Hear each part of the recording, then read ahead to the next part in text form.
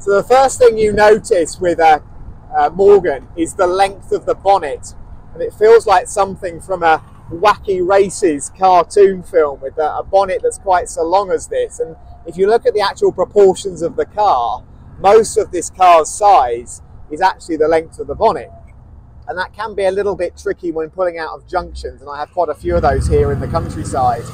But as you can tell by the noise, and hopefully you can all hear me with this incredible wind noise in this car, but the driving experience really is pretty raw in that I'm feeling like I'm sat on the ground. Now, I don't tend to drive this car really with the roof up, and I think probably one or two occasions I've done that, really for a number of reasons. One is that the visibility isn't particularly great, but also it just isn't part of the experience. And you have these side screens, which I again don't bother putting on because you can just feel everything around you, and that's what again makes a Morgan so special.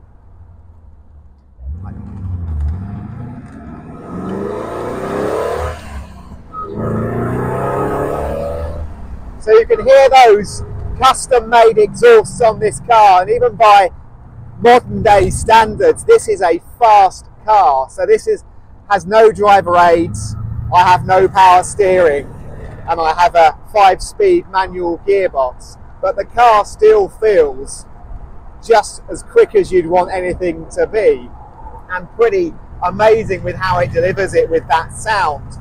And this is why I believe that out of all the Morgans you should look at, a +8 or a 6-cylinder Roadster with a modified exhaust are definitely the sort of cars you want to buy.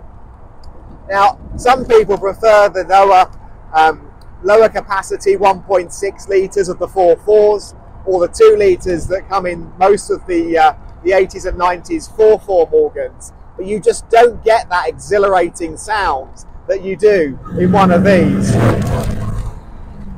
As you can see, a little bit of tail happy flip on here when I went over that cattle grid, and that's what's so great about this car, that it's not as unruly as a TVR. It still feels pretty safe to drive, but you just have to treat it still with some respect. I've got around about 200 horsepower going to those rear wheels in a car that weighs about 850 or 900 kilos, so that's plenty of power. I don't really need any more than that. Is this a car, however, that you can lug into bends and really throw about? No, it isn't. So if you're looking for an out-and-out sports car, really you need to look elsewhere. But if you're looking at a Morgan and you're watching this video, you're probably not after that anyway. You're after the nostalgia of a classic British sports car. And really what this car is designed for is the sort of roads that I'm on now, which are these wonderful Cheshire or Welsh hills that are just long and sweeping, and the car is in its perfect environment in that sort of territory.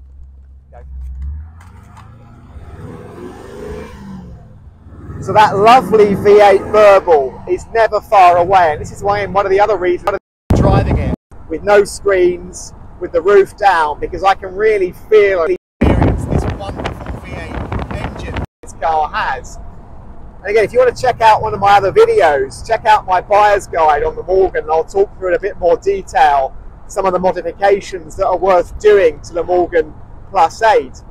And they've really improved this car. So this car has a ignition amplifier, it has a Tornado chip which optimizes the fueling of the car, and it has a 270 cam.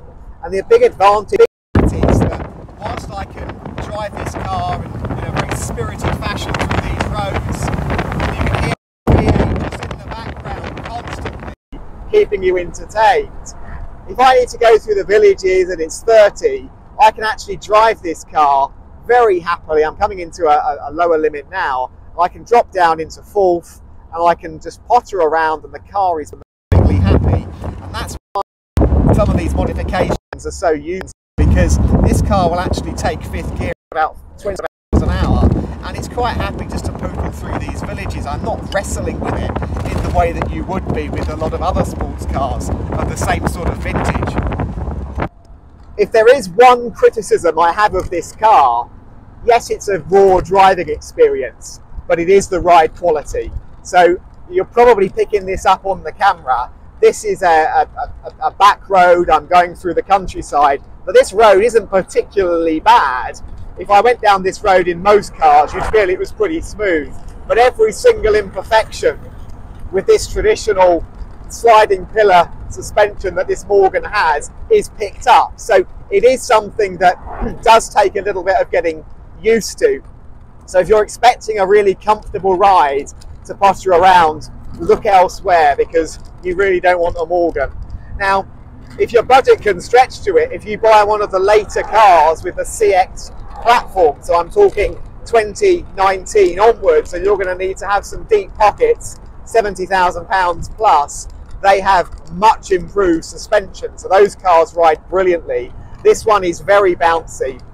But again, in my mind, that's part of what I love about the car. It doesn't pretend to be anything else. And actually, once you get it going, once you're on those sweeping bends, you don't really notice it quite so much anyway. You just need to be prepared that every now and then you're going to get a jolt and it's going to hurt you somewhere. But I'd certainly drive one and see how you can get on with it, just to make sure it isn't going to be a deal breaker. So I'm cruising here through some of the little quaint villages. I'm doing 30 miles an hour. I'm in 5th gear. The car is pulling absolutely fine.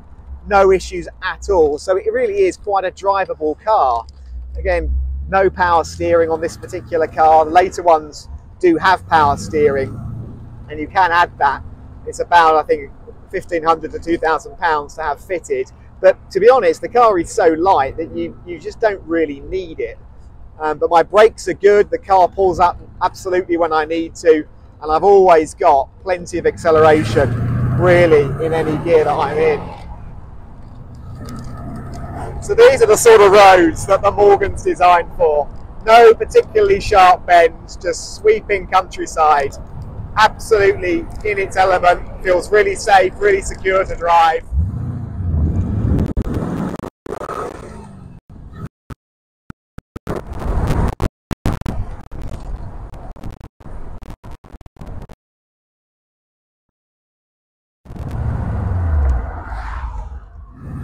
So can I recommend buying a Morgan Plus 8?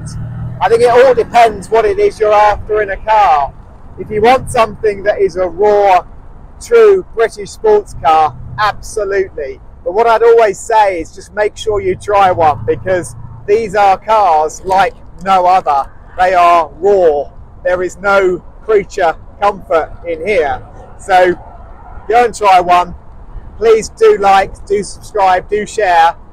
Put your comments in the videos, and I can't wait to see them.